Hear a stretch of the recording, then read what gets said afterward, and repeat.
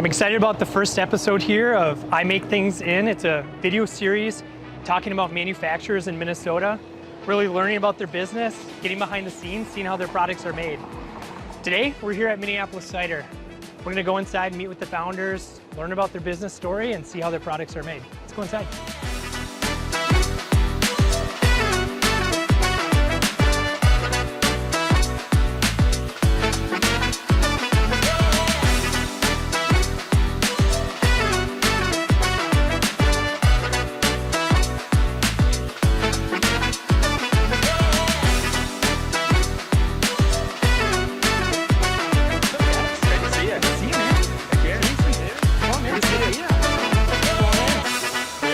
This is David O'Neill, one of the founders of Minneapolis Cider.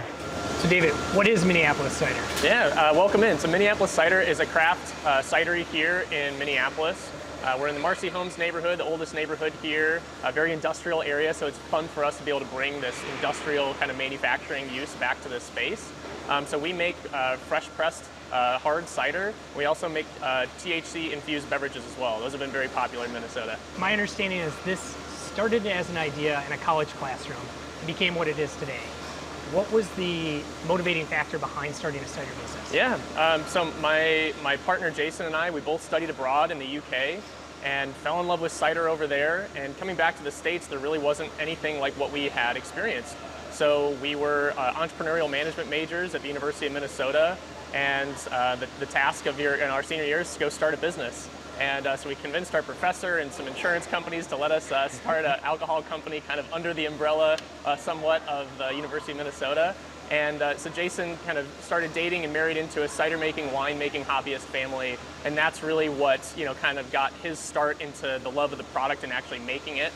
So we put that together in a college class and started contract manufacturing it out in Washington with the ex-head cider maker of Crispin out there. So starting to cut our teeth with a lot of industry veterans and trying to figure this space out.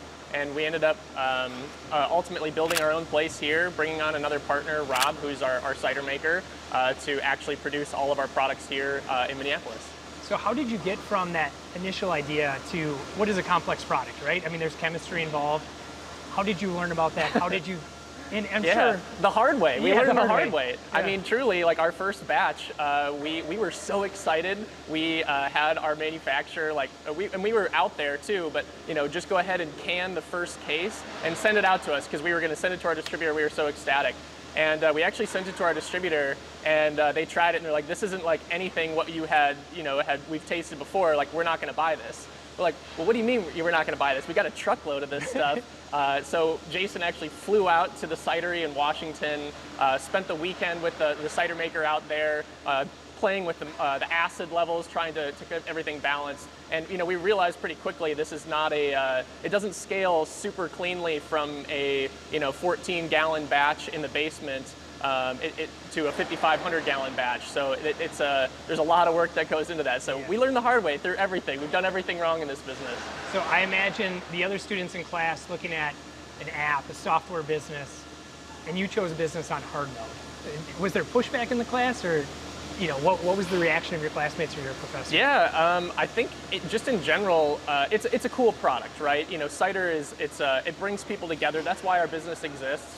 Is to really just bring people together and facilitate shared experiences. So I think that there's a lot of kind of novelty in that. I think there was some, the craft beer was kind of peaking, if you will, during that time frame. So there was a little bit of question of like, are we late to the game? But we always kind of felt and still feel that cider's different. It reaches a different consumer. There's a little bit different occasion. There's some awesome pairings with food that make it really special. So it was just a little bit more of a unique offering that we thought. And it's been a fun journey building. So it's been a long time since the class, and we're still going. At some point, obviously, we're going to walk around the space. This got up and running. You had to make a decision, I'm sure, where it was all in, right? You can't really sort of go into the cider making business. You have expensive equipment. You've got a space. What was that inflection point? How did you make that decision to just go for it? Yeah, really the big kind of jumping off point. Jason at multiple points had left kind of the corporate world to come in to do sales for our business at the time, which is called Lionheart Cider. That was our first brand. And really when we opened up this physical location, that was this huge monumentous moment where this is hundreds of thousands of dollars in SBA government-backed debt, where the Treasury is coming after you if you don't pay them back. So your wages are garnished for life. So yeah, there's some hard conversations. I had a girlfriend at the time who's now my wife. And I basically, it's like, all right, our plan is if this doesn't go well, like we're going to probably move to Kansas and live with your parents in their basement. And so you have to come up with all these contingency plans and have those hard conversations. But it's one of those things where if you don't try, you'll kind of never know, right? And so it was, for me, leaving the corporate world to kind of run this place full time. I was our taproom manager for the first 2.5 years that we opened. So it was a huge transition from going into kind of managing teams and kind of coordinating projects to like I'm bringing the bar towels home every night and we're just like grinding trying to make it happen. Right. Sweet. Can we go see how everything's made back? Yeah, let's go check out production. Come on. You started with Minneapolis Cider. You've evolved beyond that. Your product lineup now is what? Yeah, we've got Minneapolis Cider here in a tap room and also kind of in the Twin Cities, Minnesota area. We have Trail Magic, which is our THC infused beverage, which it's all over Minnesota and we're now shipping around the country, and that's pretty fun. And then we also have Crispin Cider, so we've brought that back, working with Molson Coors to bring this kind of original, Minnesota-based brand back to life after it's been discontinued since like 2019. So it's been fun for us to have some kind of part in bringing that back as well. Yeah, let's go through these doors, go back to production here.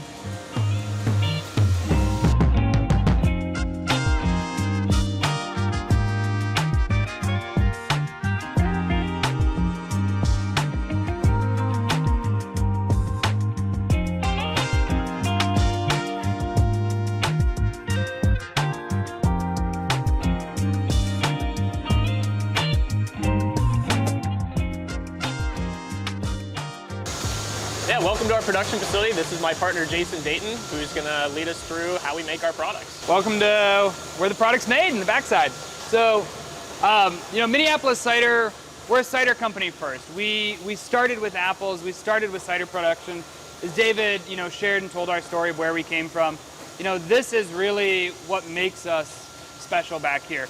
Now, today we're actually producing Trail Magic, which is our THC-infused beverage. What's unique about what we do here at Minneapolis Cider and Trail Magic is we think of ourselves as a fruit company. We think of ourselves as finding ways to work with local agriculture, work with Minnesota-grown fruit if possible, fruit from around the country, and really putting a delicious fruit in a 12-ounce can. And we're doing that all back here. So Jason, give me a quick 101 on how you make the product here. Yeah, so we really have two different products. We have our hard cider, which is our alcohol business. We're actually a winery, technically. So all of that, we treat apples the same way a winemaker is going to treat grapes. On our THC side of the business, we're actually not fermenting that, but we're still treating fruit in a very similar way. So really for everything that we make, it starts at the orchard, it starts with the fruit, and it starts with getting the highest quality possible ingredients that we can get. So really here, if you think where we are in Minneapolis here in Northeast, like we are not at an orchard, we're not on a farm.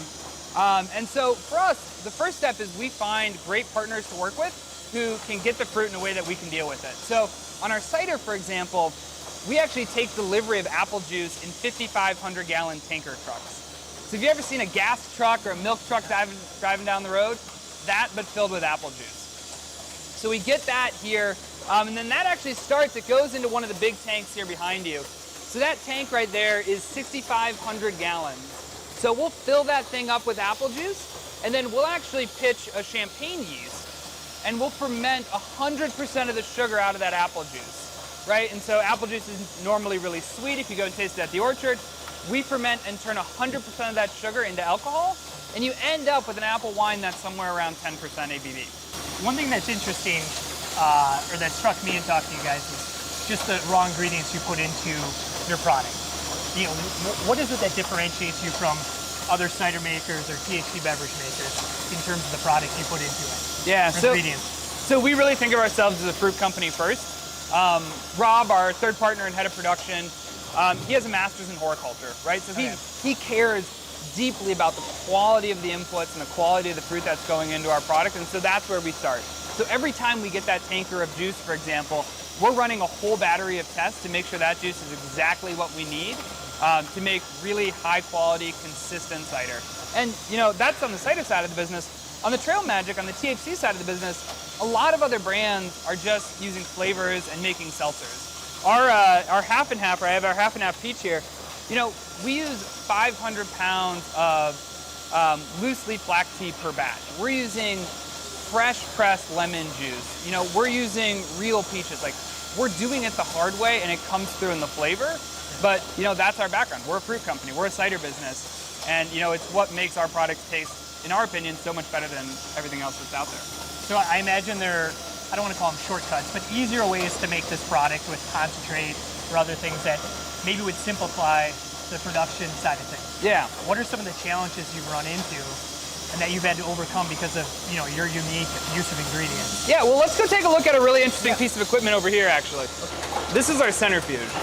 So what this is doing, you maybe seen this in a lab class or something like that earlier on, but this is a commercial grade centrifuge where we can take liquid that's, you know, take peach or mango, for example. It's got lots of stringy bits, it's got lots of solids in it.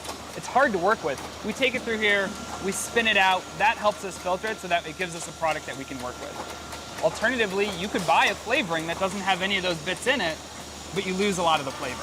This is a piece of equipment we're not going to see in most cideries, right? No, and if you've ever, you know, had a White Claw, you had blackberry White Claw. Blackberries have a color to them, but that somehow White Claw doesn't. So that's really, do you think about where's that flavoring coming from? You know, flavoring and coloring comes from the fruit itself, and that's what pieces of equipment like this allow us to do. Great. Love it. So you guys have been growing. I'm sure you've run into challenges.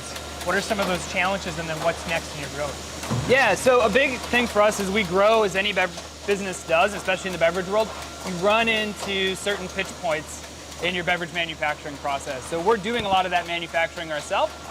So then we need to find new equipment. So, you know, our canning line here is a great example. This canning line will run over 100 cases an hour. So that's about 2,400 cans that we can do in an hour. But if we go over here, this is our pasteurizer unit that we have here. This can only do 45 cases an hour. Okay. Right? And so you can see the disconnect here where our team is packing off product, but then we have to stop so that our pasteurizer can catch up.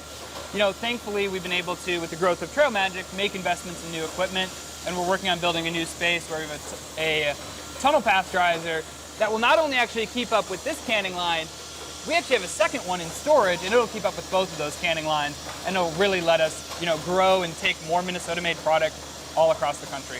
That's great. So it's not a small jump. We're talking about a giant leap here in terms of capacity. We're talking over 4 times the capacity that we have in this facility right now. So we talked to David about some of the growth, and here we are at their second facility, showing what that looks like. And we're also going to give you a little taste of what's next here.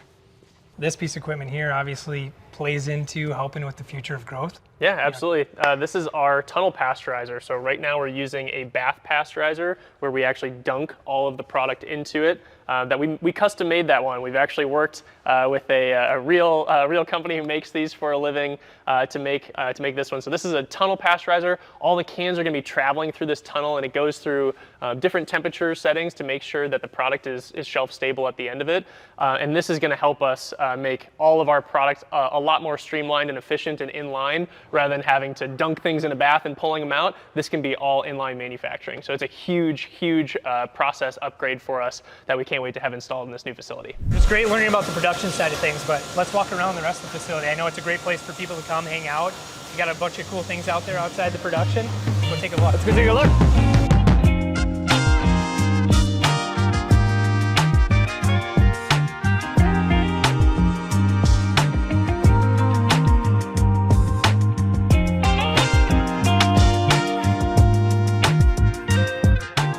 You subbed in for Jason. You get to show us some of the fun stuff around here. Heck yeah. So tell us a little bit about the tap room here. Yeah, welcome to our space. You know, we really love hosting people. We've got lots of different areas here to be able to do that. We've got, you know, bar seating and high tops and kind of some more soft seating.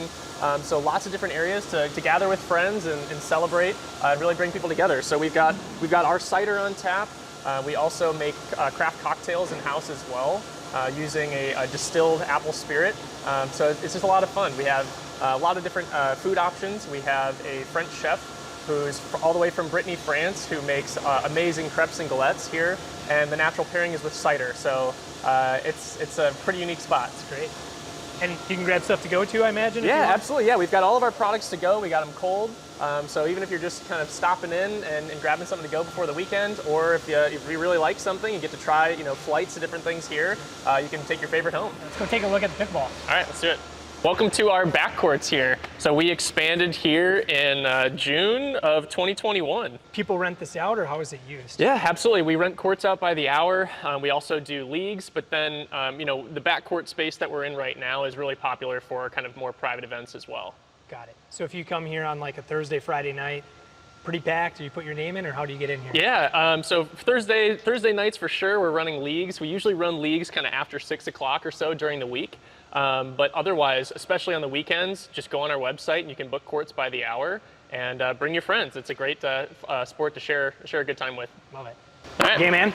So I know there's a lot more as we keep going back. You got the pickleball courts. You've got, what else you got for us Yeah, here? it keeps going. We have a private event center we call the Harrelson Room. So we do welcome parties, rehearsal dinners, weddings, corporate events, really you name it.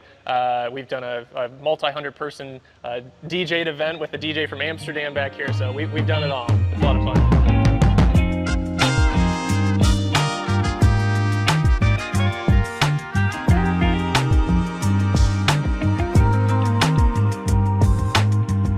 Tell us a little bit more about the space here. Yeah, so this used to be an office that we converted into an event space. We put in this bar back here.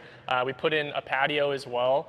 So it's really just an extension of our tap room where we get to host a lot larger scale events. And what's kind of crazy for us is we actually took this space over in the middle of COVID. So we signed this lease in June of 2021. So kind of seems crazy to pick up more real estate during that time, but we were, we exist to bring people together, and this was just a different kind of medium for us to do that and host different types of things. Great. David, I appreciate you having us in here. Love seeing your facilities and excited about what's next. Anything you want to share with us? Yeah, I mean, really just for everybody following along, really appreciate your support, and you can definitely check us out at our tap room, come enjoy some of our products there, or go to drinktrailmagic.com and you can order product to be shipped to your door. Great. Appreciate it, man. Yeah, cheers. Take care.